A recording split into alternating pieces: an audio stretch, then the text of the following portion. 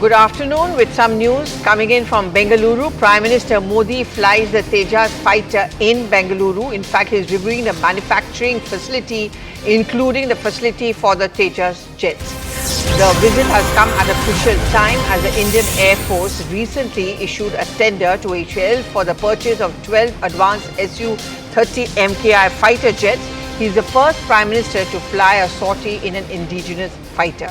It's a strong message by the Prime Minister towards Atmanirbhar Bharat. In April, President Murmu flew a sortie in a Sukhoi 30 MKL. Let me just go across to my colleague, Payal, even as those pictures of the Prime Minister comes in from Bengaluru. Payal, yes, it's a huge message as far as Atmanirbhar or self-reliance Bharat is concerned. Well, of course, the fact that you're talking about India's defense preparedness, you're talking about indigenous preparation, all of this included in the Tejas aircraft, the message coming in loud and clear, because it's none other than the Prime Minister who's actually flying that particular aircraft today. The first version of the aircraft was first inducted into the Indian Air Force in 2016. And in fact, to promote indigenization and including of the aircraft engine, the transfer of technology for manufacturing of the GE engine in India has been negotiated with GE during Prime Minister Narendra Modi's visit, earlier this year in the US. It tells you the kind of importance that is being given, to defense infrastructure. That is something which has been a huge focus as far as the Narendra Modi government is concerned.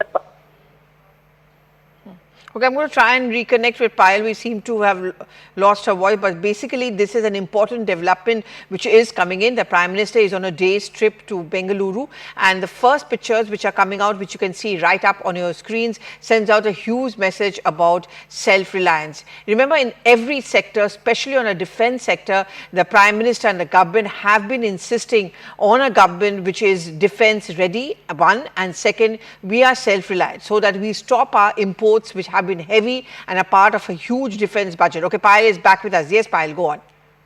Over the years, we've seen that, defense budget has been always a question that has been asked of all political parties who have been in government as well. But the kind of effort that the Narendra Modi government has really made, the Prime Minister himself sending a message today by, going and flying this particular aircraft that you're speaking about, the visuals are there for everybody to see. It actually tells you the kind of importance that is being given to India's defense preparedness. The transfer of technology with the GE, which was inked when the Prime Minister went to the US in June this year, Pallavi, tells you the efforts that the Modi government is making in terms of India's preparedness, because India is coming up, in the Make in India project. The indigenization of Indian aircraft is something which obviously the whole world is speaking about, and India is leading from the front. Okay, and Harish is also with us now. Harish, just to take the point which Payal was making, that, apart from the big messaging, what does it also add on to our defense infrastructure and a defense setup? Well, two aspects here. One, what it does to PSUs like HAL. Remember, HAL already has multiple MOUs signed for maintenance and repair of aircraft. At the same time, even in this year's Aero India and the previous editions, we've seen aggressive push by HAL to offer its products or its fighter aircraft and also its choppers to various other countries, several of them currently under consideration. And during such a time when you have the Prime Minister of the country himself doing the sortie in Tejas aircraft, it sends a very strong message to the HAL workforce that the Prime Minister and the government is currently with them strongly, and also to other nations who are considering whether it's choppers or other products of HAL for acquisition. Remember, this is coming at a time when there are orders of around 83 Tejas aircraft currently with HAL.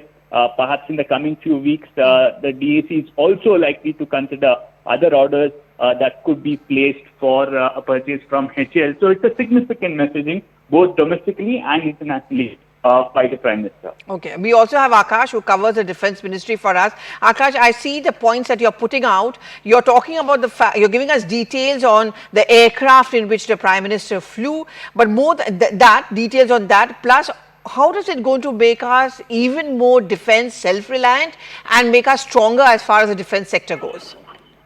Right. So you see, Pallavi, Tejas is a single engine aircraft as of now, but there are plans that when we will have a Tejas Mark II, so it will be a twin engine and a twin seater aircraft. And we know that how we have a negotiation in the deal going on where we are going to purchase engine for Tejas Mark II. This particular moment. In fact, the occasion is very important because you see, Tejas is our indigenous fighter plane. And as far as Indian Air Force is concerned, Indian Air Force, is focusing on Atmanirbharta. In fact, the whole Ministry of Defense, including all the forces, are focusing on Atmanirbharta. And this is one great example of Atmanirbharta in the country. And also, when it is about the occasion, so we have been told that Prime Minister took this sortie. In fact, one wing commander level officer was there who was accompanying, in fact, the Prime Minister in the particular aircraft. They went till Mysore Access. This is what officers are telling. And also, they are saying that this was the very first time. In fact, we know this for a fact that this was the very first time when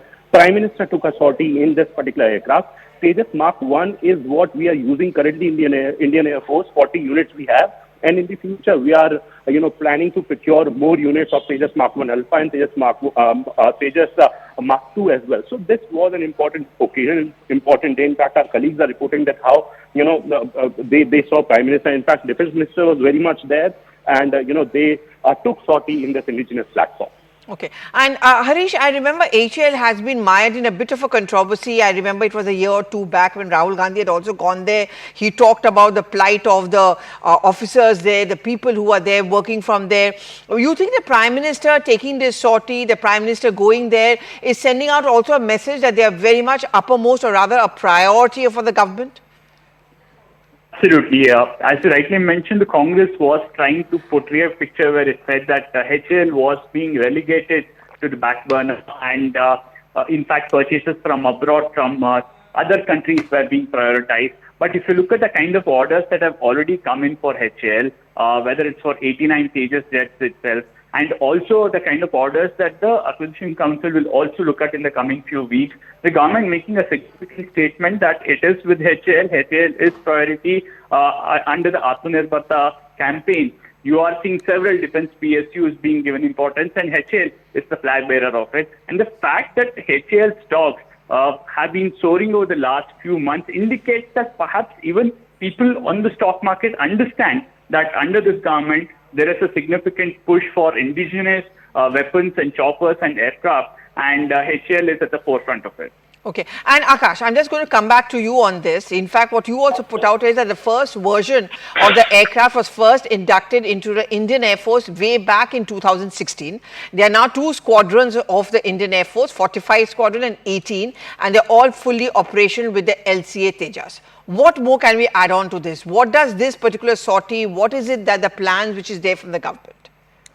Right. So you see, Pallavi, whenever we talk about Tejas Mark 1, so there are a number of people who say that you cannot deploy Tejas in forward areas because you have more superior aircraft. For example, we have Su-30 MKI, and we generally consider Su-30 MKI as our frontline aircraft. And this is the reason why they compare Su-30 with Tejas. And there is no comparison because whenever we talk about functionality and all other things, so there are a number of factors.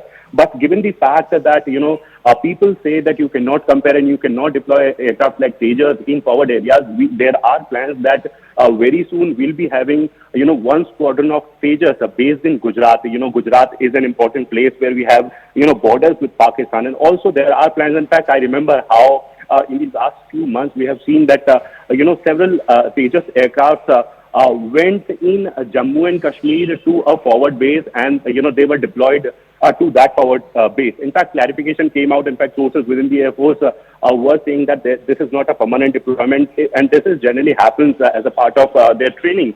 But as far as this particular aircraft is concerned, so Air Force is somewhere relying on this particular platform, and this is also a reason why after 83 units now, Air Force has in fact proposed additional 97 units of Tejas Mark 1. In fact, everyone is looking forward to Tejas Mark 2 because in that particular aircraft, we are going to have more superior, sensors, radars, and also the functionality, Pallavi. Okay, so do hold on, Akash and Harish. I'm just going to come back to you.